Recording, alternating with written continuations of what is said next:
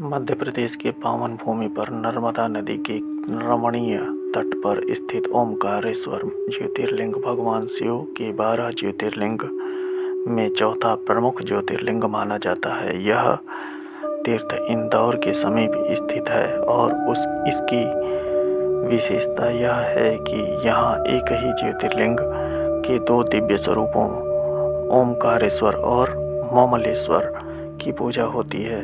शिव पुराण में इस ज्योतिर्लिंग को परमेश्वर लिंग कहा गया है। इसके प्राकट्य की कथा अत्यंत गूढ़, आध्यात्मिक और अहंकार नाशक है। एक समय की बात है, देवर्षि नारद लोकांतरों में विचरण करते हुए गिरिराज विंध्याचल पहुँचे। विंध्या पर्वत ने नारद जी का आदरपूर्वक स्वागत किया और विधिवत पूजन किया, किंतु पूजन के साथ ही उसके मन में यह भाव प्रबल हो उठा, मैं सर्वगुण संपन्न हूँ, मेरे पास धन वैभव शक्ति सब कुछ है, मुझे में कोई कमी नहीं। विंध्य के इस अहंकारपूर्ण भाव को भांपकर अहंकार नाशक देवर्षि नारद मौन हो गए और एक दीर्घ निश्वास ली। यह देखकर विंध्याचल विचलित हो उठा और उसने पूछा, हे महर्षि, आपने ऐसी लंबी सांस क्यों ली? क्या मुझ में कोई दोष या कमी है? नारद जी बोले, हे विंध्य, तुम्हारे पास सब कुछ है, किंतु एक बात है, मेरु पर्वत तुमसे कहीं अधिक ऊंचा है, उसके शिखर देवलोकों तक पहुँचे हुए हैं, तुम्हारे शिखर वहाँ तक नहीं पहुँच पाएंगे। इतना कहकर नारद जी वहाँ से चले गए। नारद के वचन बाण की भांति विंध्य के हृदय में लग गए। उसका अभिमान चूर चूर हो गया। वह गहन पश्चाताप में डूब गया और मन ही मन सोचने लगा, यदि मैं भगवान शिव को प्रसन्न कर लूँ तो मेरी अपूर्णता भी पूर्ण हो सकती है। विंध्याचल ने दृढ़ निश्चय किया और भगवान विश्वनाथ सदाशिव की आराधना में लग गया। वह उस पवित्र स्थान पर पहुंचा जहां साक्षात ओमकार स्वरूप विद्यमान थे। वहां उसने मिट्टी से पार्थिव शिवलिंग का निर्माण किया और पूरे 6 महीने तक निरंतर पूजन, अभिषेक, ध्यान आदि में तल्लीन रहा। उसकी तपस्या इतनी कठोर थी कि वह अपने स्थान से तनिक भी इधर उधर नहीं हुआ।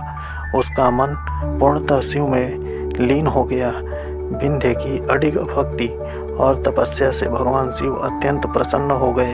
उन्होंने उसे अपना वह दिव्य स्वरूप दिखाया जिसका दर्शन बड़े बड़े योगियों को भी दुर्लभ होता है। महादेव बोले, हे विंध्य, मैं तुमसे प्रसन्न हूँ, जो वर चाहो मांगो। विंध्याचल ने विनम्र होकर कहा, हे देवाधिदेव, यदि आप प्रसन्न हैं तो मुझे सद्बुद्धि और विवेक प्रदान करें, जिससे मैं उचित कर्म कर सकूं।